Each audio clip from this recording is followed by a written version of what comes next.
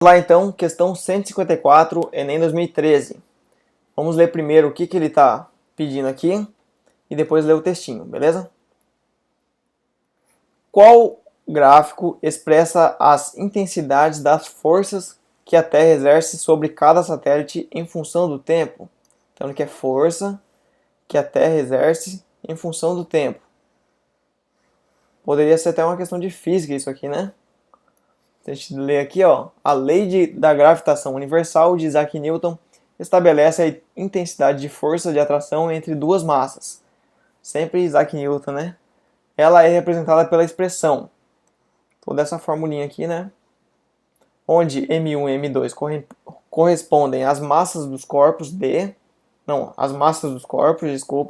D, a distância entre eles, e G, a constante universal da gravitação, e F, a força que um corpo exerce sobre outro. O esquema representa as trajetórias circulares de 5 satélites de mesma massa orbitando a Terra, beleza? Então vamos analisar aqui o que ele está dizendo aqui com essa fórmula. Ele falou aqui que G é constante, concorda? Constante universal. Se você está estudando para física, você tem que saber isso também, meu amigo. Nem precisava ele falar tudo isso aqui, né? Então isso aqui é constante. A massa de M1 e M2, por exemplo, a M2 pode ser sempre da Terra, então sempre vai ser constante. E a outra ele fala aqui de satélites de mesma massa, então também vai ser constante, beleza? Então os três G, M1 e M2 vão ser constantes. Sobrou quem? O D. O D ao quadrado, né? Então, a gente percebe aqui que o D ele está dividindo aqui desse lado direito da equação, beleza? Então a gente vai falar o seguinte, ó. D ou F, né? Tanto faz. Vou escrever o seguinte aqui, ó. Força é inversamente proporcional. Por que inversamente? Porque do outro lado está dividindo, beleza? Proporcional ao quadrado da distância D.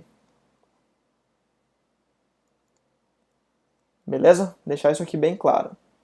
Ou seja, quanto maior a distância, menor a força. E quanto menor a distância, maior a força. Isso é lógica, meu amigo. Imagine lá aqueles filmes de espaço, né? Star Wars. Sempre quando você sai da Terra, quanto mais longe você está da Terra, menor a gravidade, concorda? Isso aqui é a força da gravidade, né?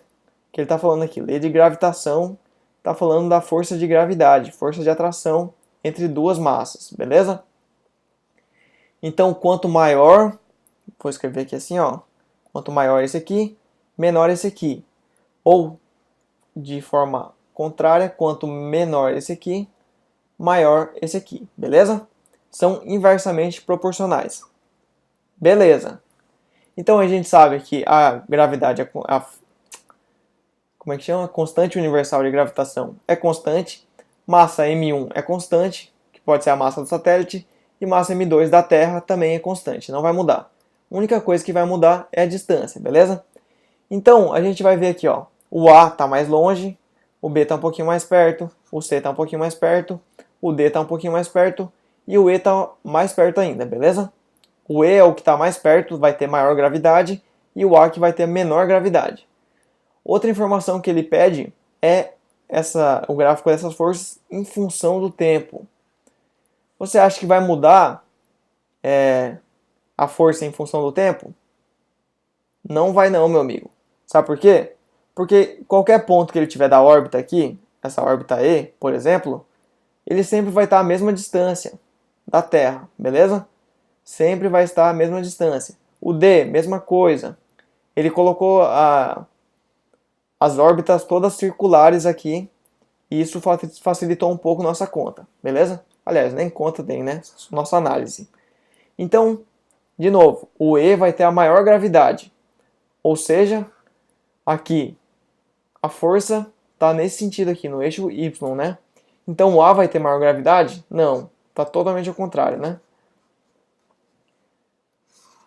Esse aqui, o A vai ter menor gravidade, o B, o C, o D e o E. Beleza, esse aqui vai estar correto, é essa aqui a resposta. Vamos analisar aqui, depois a gente analisa as outras, devagarzinho para você entender, beleza? Perceba aqui que a força não muda em função do tempo, o tempo que está no eixo X, né? E a força no eixo Y.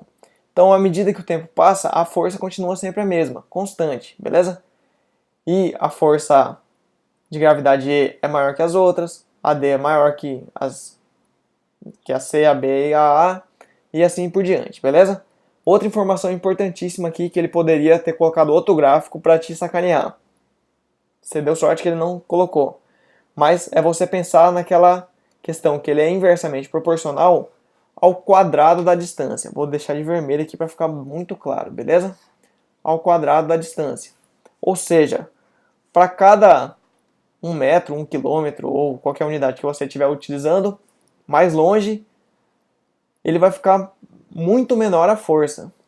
Entendeu? Ele vai ficar ao quadrado menor a força. Concorda? E vice-versa. Se você ir aproximando, ele vai ficar cada vez mais forte. Não é linear, é quadrático a função aqui, beleza? Então, tranquilo. Então, a gente vê que não é sempre igual aqui a diferença, apesar de a distância ter sido mudada, sempre igual, beleza? Então, uma alternativa aqui, ó, F, que ia pegar todo mundo não, menos você, né? Todas as pessoas que não estudaram, poderia ser assim, ó, A, B, C, C, D, E. Entendeu a diferença? CBA.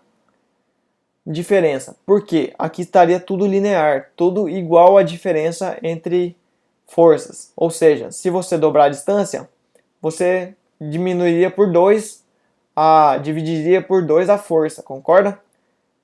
Mas não é assim que acontece. Você aumenta muito mais a gravidade à medida que você vai chegando perto, beleza?